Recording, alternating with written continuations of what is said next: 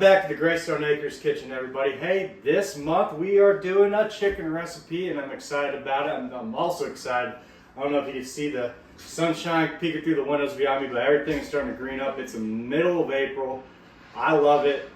We're warming up. It's still a little bit muddy season, but hey, it's nice out and it's out of winter. So this month's recipe is going to be one of our last roasted recipes until I say about October, maybe November. Coming up, we're going to start doing some grilling and everything like that. A little bit of summertime cooking. So this is going to be our last one. This is a little bit lighter one. This is an easy one to do. It does not take many ingredients.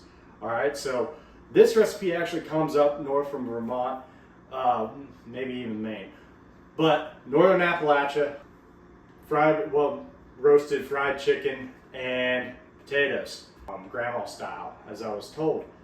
Now, what makes this recipe easy is you don't need anything special but a cast iron skillet. If you're in the mountains of Appalachia and you don't own a cast iron skillet, do yourself a favor, go to the store, get you one. All right, can't beat them. All right, so for this recipe, let's start with our ingredients first. We'll always start with the most important ingredient. The most important ingredient is chicken from Graystone Acres. Now, the great thing about this recipe is you can either use our chicken thighs, chicken drums, and the chicken breasts, or you could do what I did and use a whole chicken and just piece it up, and that's what I did here. I pieced it up. I have my drums, I have my thighs, I have my chicken breasts, I have my wings, all here ready to go. All right, you want a pound of mini potatoes cut in half. Try to get the longest section of the potato when you cut. 2 onions quartered. All right, a little bit of our style bear fat, half a cup there, or you can use a half a cup of a natural oil, a lard, canola if you want to use it, but you need a half a cup there. Rosemary, about 2 tablespoons of olive oil. This is something special here in the state of West Virginia, old J.Q. Dickinson salt. This is ramp salt right here. We're going to use this. You could just use sea salt or kosher salt if you would want to, and then pepper. That's it. It's very simple. All you need is a skillet and these ingredients, and you're ready to rock and roll. We're going to go through making it. Stick with us. Okay, first step we're going to do is a little bit of prep work here. I'm going to get my sleeves rolled on up. Boom. All right, now we're ready to go. All right. So what we're just going to do, we're going to pat down, dry our chicken, and that's pretty much the main first step here. So get your handy dandy paper towel, pat that dry, nice and dry. All right, boom, set it on the plate. I'm going to do that for all of them, and then when we get to the chicken breast, I'm going to show you the additional step. Okay, so now we're at the chicken breast. The additional step is pretty simple. All we're going to do is cut the breast directly in half right here. Got a little bit of that tenderloin. And then we're just gonna pat it dry like the rest of them. Grab a few more rolls and get to it. All right, on to the next one. All right, next step, we're just gonna take some of this beautiful ramp salt and I'm just gonna get her on there. I'm gonna pour it on my hand because I got these meat paws. I'm just gonna salt this for let it sit there in that salt. All right, then we're gonna cut our potatoes. Okay, so we're just gonna I'm pouring some of it, stir this puppy around, nice and coated, and one hand, woo, look at that. Put the salt in there, continue to stir it around, get everything coated, and add the rest of the remaining olive oil, and the rest of the salt. That's about 1/4 teaspoon is what you're supposed to use, all right? That should do us. All right, first we're gonna go in here and we are going to add our bear grease or oil of your choice, the neutral oil of your choice, the pan. And then I'm going to turn that to high or just under high. A trick with frying anything, when you actually put the chicken in, don't leave it alone. All right, so I got my fan on because I'm about to start putting these in. Okay, chicken, skin cut side down. I want to try to fry about 1 inch or so spacing. You want to give them enough space. And I think I can sit. And we're going to want to fry these until the skin starts to crackle up. I'm going to show you my handy dandy trick here. Boom, splatter guard. All right, let's check these. Oh yeah, look at that color. I'm going to go for a little bit longer on that side, but Don't worry, it'll get back under. Now we're gonna rotate again and back down on one side. I'm actually gonna turn my fire slightly down. I got that a little young hot, but it's all right. I'm gonna fit you right in there. Now we're probably gonna cook all the dark meat pieces for about 7 to 10 minutes, and it'll be all right. So I'm flipping around every 2 to 3 minutes just to turn them. All right, so our first round chickens are done. So we're gonna actually transfer them to the plate. Beautiful. We're gonna flip this one, and we're gonna add our chicken breast. Now the different cooking time for the chicken breast, you only wanna cook these for about 5 minutes. Try not to crowd the pan, but I wanna get them all in the pan. Crowded there. Don't crank up. All right, but 5 minutes of the cook on this. Still flipping about every 2.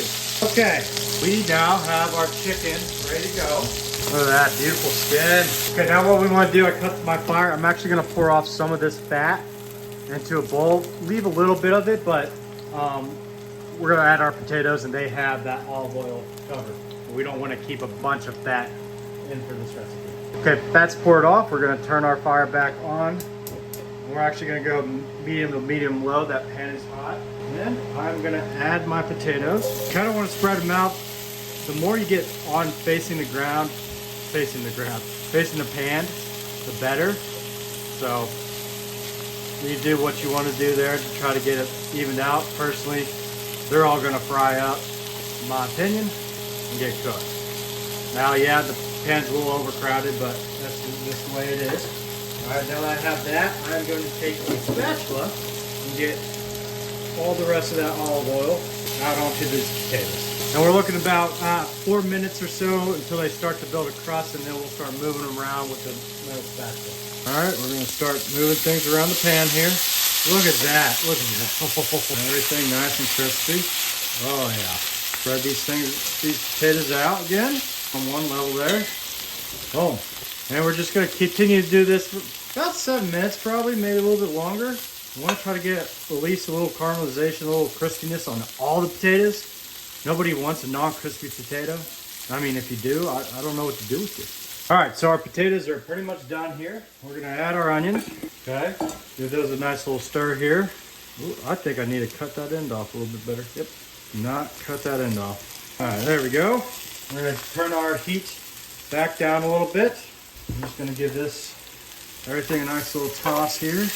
Get everybody to know each other in the pan. Oh yeah, nice of you. All right. And we're also going to add our rosemary and start adding our chicken.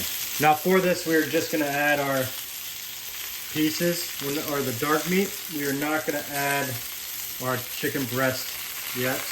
That will come a little bit later. All right. And while holding on to the chicken breast, I'm going to add oh yeah, she likes that. Now I start giving her a little stir. Get everybody in. Get everybody involved. Everybody involved. There we go. Oop. All right, and then I start adding my pepper. There we go. A few more cranks here. Add it on the second largest setting. There we go. Once again, give her a little stir here. All right, now we're going to add our cover. This is a very specific cover for this pan. It's called the Fits All my pans. And we're going to cook here for about 7 minutes. All right, we take that up. We take that up and just give her a nice little stir. And then we're going to cook again for another 7 minutes covered.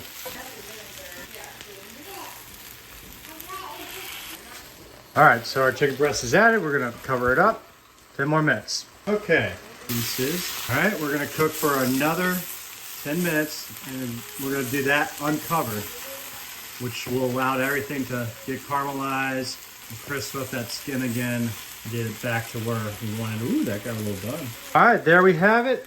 I'm actually going to top it off with a little bit more salt. Cut my fire. And just a little bit more of that finishing ramp salt on that. Boom. And there we go. That's all it is. Just some chicken and potato recipe from Grandma. Nice crispy chicken. Delicious. Full of flavor. If you like this video, please like and subscribe. Share. And please enjoy if you use the recipe. If you go to our website, graystoneacres.com, I will post this whole recipe. And thank you for tuning in. And oh my goodness, is it good.